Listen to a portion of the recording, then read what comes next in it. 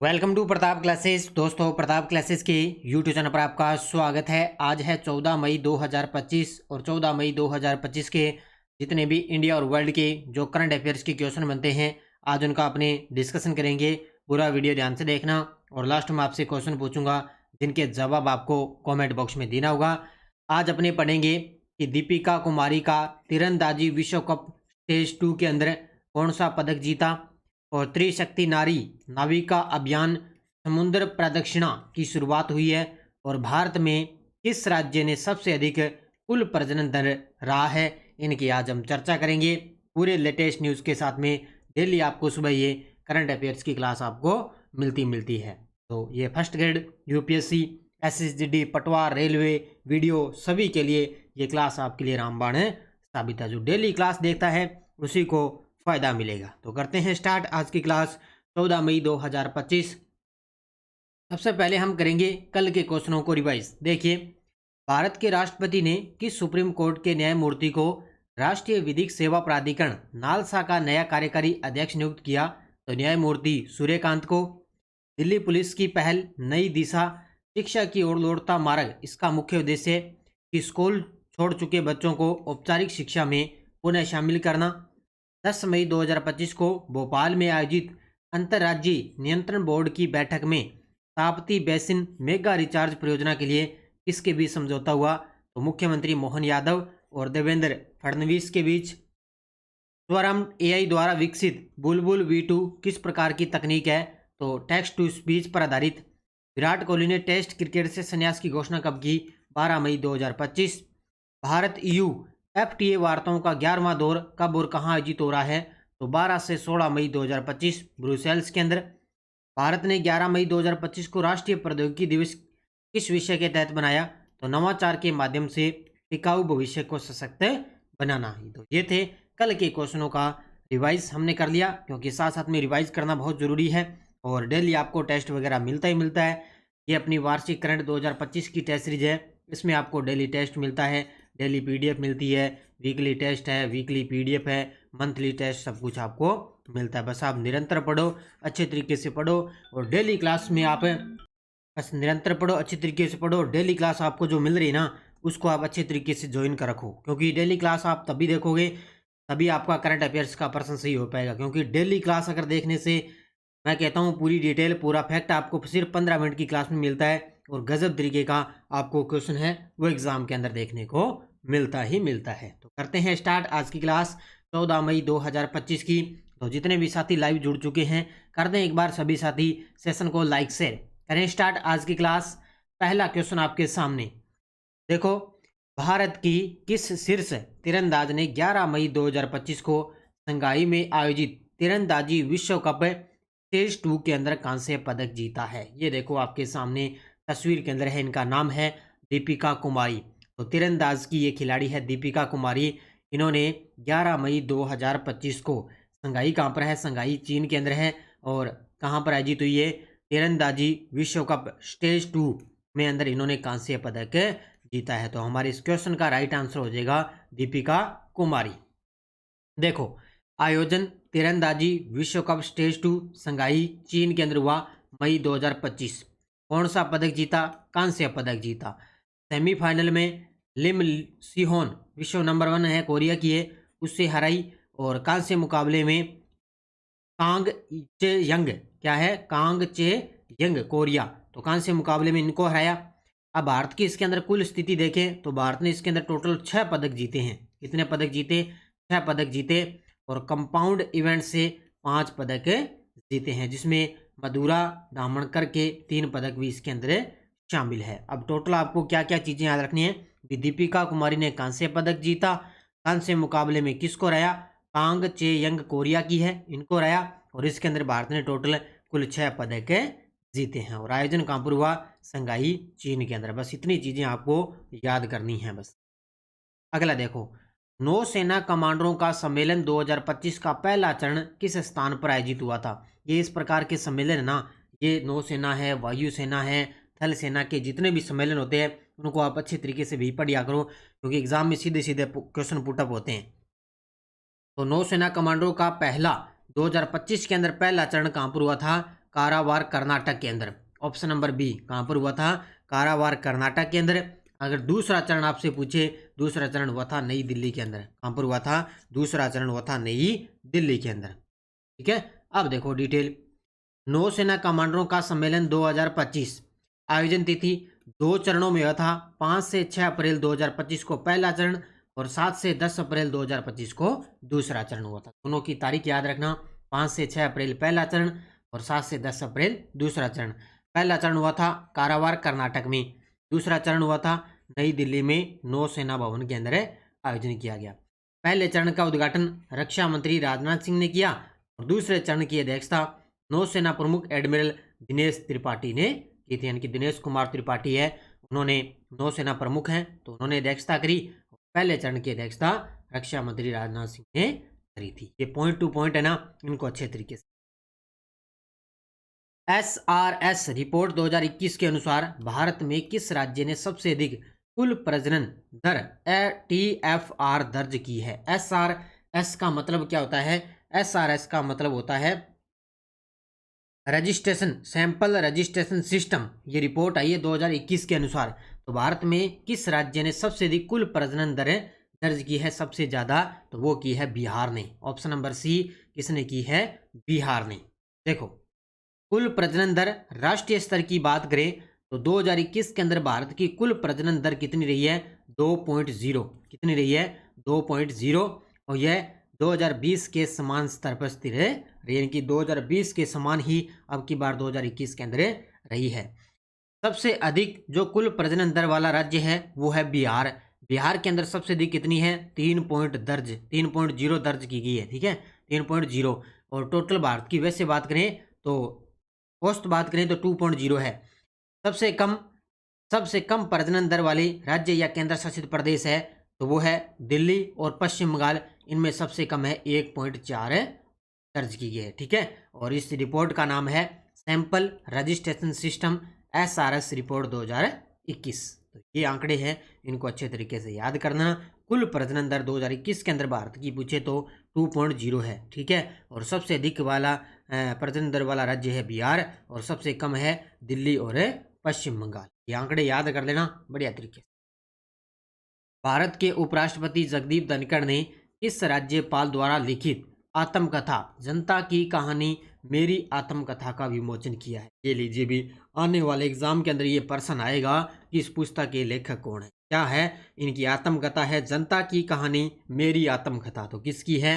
बंडारू दत्तात्रेय की। किसकी है? ऑप्शन नंबर है बी, बंडारू दत्तात्रेय इस पुस्तक के लेखक है और अभी उपराष्ट्रपति जगदीप धनखड़ ने इस पुस्तक का विमोचन किया है। ये देखो आपके सामने, ये हरियाणा के राज्यपाल हैं बंडारू दत्तात्रेय। ठीक है, इसका लेखक याद रखना है और इसका विमोचन याद करना है।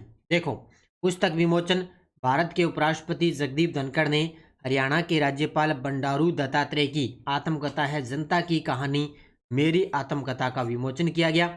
यह कार्यक्रम दिल्ली स्थित महाराष्ट्र सदन के अंदर आयोजित किया गया और इसके अंदर उपराष्ट्रपति ने बंडारू दत्तात्रेय और उनकी पत्नी वसुधा बंडारू को शॉल भेंट कर उनको सम्मानित भी किया था। ये चीजें याद करनी है। ये पहला पॉइंट गजब तरीके का याद करना है। इस पुस्तक का नाम जनता की कहानी मेरी आत्मकथा। इस पुस्तक का विमोचन उपराष्ट्रपति जगदीप धनखड़ जी ने किया है। त्रिशक्ति नारी नाविका अभियान समुद्र प्रदक्षिणा की शुरुआत कब की गई थी? ये क्वेश्चन ये सीधे सीधे एग्जाम के अंदर पुटअप होंगे और इनका पॉइंट टू पॉइंट मैं आपके लिए लेकर आया हूँ और बढ़िया तरीके से आपको याद करना है। तो त्रिशक्ति नारी नाविका जो अभियान है समुद्र प्रदक्षिणा, इसकी शुरुआत हुई थी 7 अप्रैल 2025 को। कब हुई थी? 7 अप्रैल 2025। और ये कब तक चला? 30 मई 2025 तक चलेगा। कब तक है?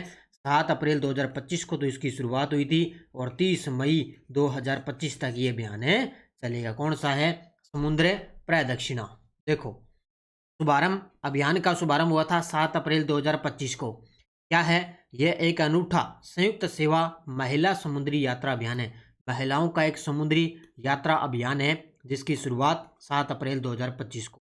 इसमें भाग लेने वाले हैं थल सेना, नौसेना और वायुसेना की जितनी भी महिलाएं हैं वो समुद्री अभियान, इस यात्रा के अंदर अभियान में भाग लिया। दल कितना है? 12 सदस्यीय पूर्ण महिला अधिकारी दल का है और मार्ग मुंबई से लेकर सेल्सियस और वापस मुंबई तक ये यात्रा करेंगे। अवधि कितनी है? 55 दिन। 7 अप्रैल से शुरू हुआ और 30 मई 2025 तक ये अभियान चलेगा। इसका नाम क्या है? समुद्र प्रदक्षिणा। क्या है? समुद्र प्रदक्षिणा अभियान की शुरुआत हुई 7 अप्रैल से लेकर 30 मई 2025 तक। अफ्रीका भारत प्रमुख समुद्री सहभागिता अभ्यास का आयोजन कब किया गया? अफ्रीका भारत प्रमुख समुद्री सहभागिता अभ्यास का आयोजन कब किया गया? तो ये 13 से 18 अप्रैल 2025। कब है? 13 से लेकर 18 अप्रैल 2025 के बीच अफ्रीका भारत प्रमुख समुद्री सहभागिता अभ्यास का आयोजन किया गया था। ये जितने भी प्रमुख वगैरह अभ्यास है ना, इनको बढ़िया तरीके से सेट ही कर लेना बस।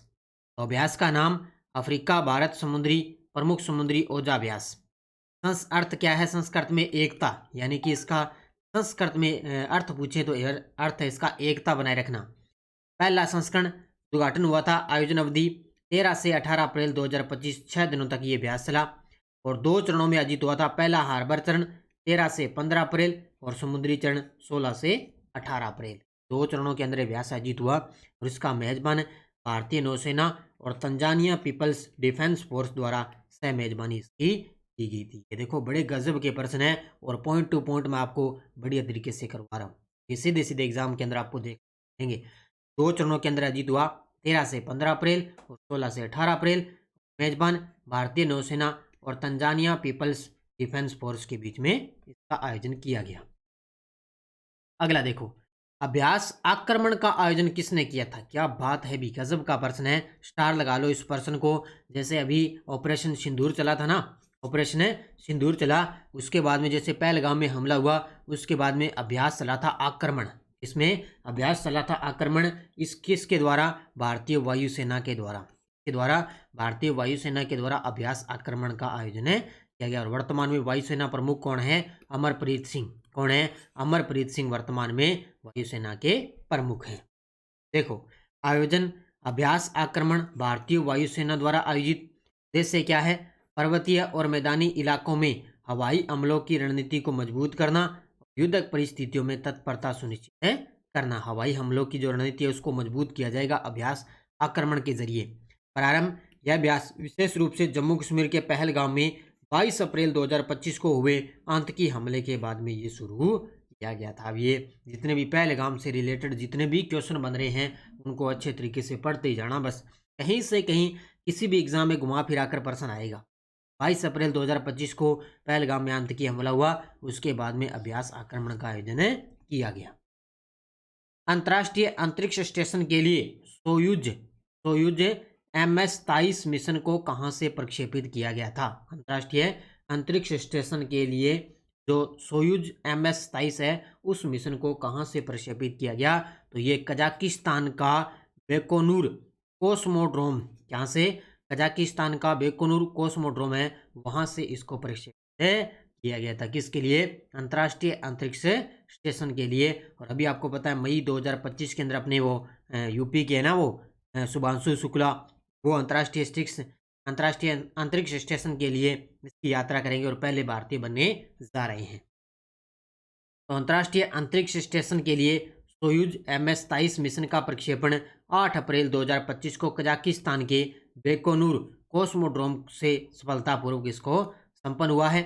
इस मिशन में 3 अंतरिक्ष यात्री अंतर्राष्ट्रीय अंतरिक्ष स्टेशन के लिए रवाना हुए हैं, यानी कि 3 अंतरिक्ष यात्री गए हैं। इसमें देखो, एक तो रोस्कोसमोस के अंतरिक्ष यात्री हैं सर्गेई रेजिकोव, एक हैं एलेक्सी जुब्रितर्त्स्की और साथ ही नासा के अंतरिक्ष यात्री जोनी किम इसके अंदर शामिल है। अब देखो विदेशी नाम है, अब ऐसे तो आपको पढ़ने पड़ेंगे, तीनों को थोड़े थोड़े दिमाग में ऐसे नजर रख लेना भी। हाँ, 3 ये अंतरिक्ष यात्री अंतरिक्ष गए थे। तो ये कौन सा मिशन है? Soyuz MS-23। तो ये कहाँ से किया गया? कजाकिस्तान के बेकोनूर से इसका सफल परीक्षण किया गया। हाल ही में किस देश की तालिबान सरकार ने आधिकारिक रूप से शतरंज के खेल को निलंबित कर दिया? क्या बात है भी, ये देखो आपके सामने शतरंज के खेल को निलंबित ही कर दिया कि अब देश के अंदर शतरंज का खेल नहीं खेला जाएगा। तो ये कर दिया अफगानिस्तान की सरकार ने। अफगानिस्तान के अंदर तालिबान की जो सरकार है उसने आधिकारिक रूप से शतरंज खेल को निलंबित कर दिया है।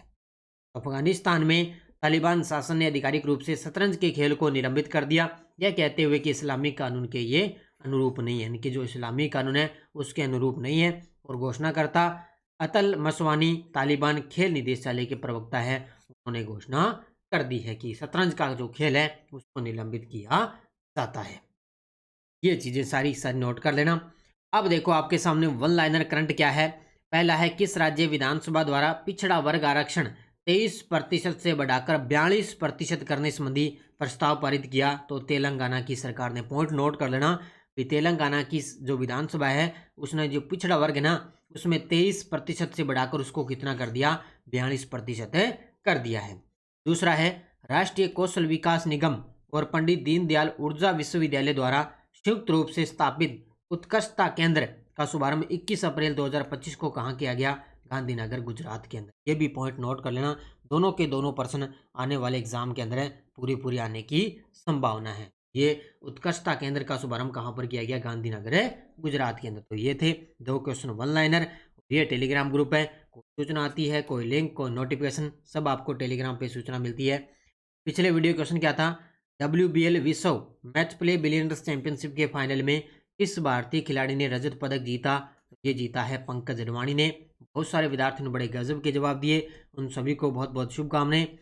अब देखो क्वेश्चन फॉर यू, इस देश को पीछे छोड़ते हुए भारत दुनिया का तीसरा सबसे बड़ा पवन और सौर ऊर्जा उत्पादक बन गया? चीन, अमेरिका, जर्मनी, जापान? का जवाब आपको कमेंट बॉक्स में देना है। और आज से दोबारा आपके लिए पॉलिटिकल मैंने कर दी है स्टार्ट। अब आपको जवाब देना है हमारी नेक्स्ट डोज का। क्या है कि भारत में राजकोषीय नीति किसके द्वारा तैयार की जाती है? उस मंत्रालय का नाम बताना है। भारत के प्रधानमंत्री द्वारा पद और गोपनीयता की शपथ का प्रारूप भारत के संविधान की किस अनुसूची में है? और भारत के निम्नलिखित प्रधानमंत्रियों में से किसने पाकिस्तान का दौरा नहीं किया था? और वैसे ही पाकिस्तान तो चर्चा में ही है। तो इन तीनों क्वेश्चनों का जवाब आपको कमेंट बॉक्स में देना है। ये थी आज की अपनी क्लास, इन तीनों क्वेश्चनों के जवाब, पॉलिटिकल के क्वेश्चन। तो ये थी क्लास अपनी। और बाकी अपनी फर्स्ट ग्रेड की मिशन 1.0 बुक उपलब्ध है और 2.0 भी बुक उपलब्ध है। तो ये 140 रुपये के अंदर आप ऑनलाइन बुक भी ऑर्डर कर सकते हो। 80 580 22 001। तो ये अपनी दोनों की दोनों बुक बाजार के अंदर उपलब्ध है। इसके अलावा राजस्थान पुलिस कांस्टेबल की करंट की अलग से टेस्ट सीरीज चल रही है मात्र 50 रुपये के अंदर। और 15 प्रैक्टिस सेट है, उनकी अलग से 15 मॉडल पेपर आपको दिए जा रहे हैं, जिसके अंदर 6 टेस्ट अब तक अपलोड हो चुके हैं। और ये अपनी भारत राजस्थान की चतुर्थ श्रेणी कर्मचारी, इनकी भी टेस्ट सीरीज चल रही है, पटवार के लिए है, ड्राइवर, वाहन चालक, वीडियो एग्जाम, सभी के लिए ये टेस्ट सीरीज आपके लिए चल रही है।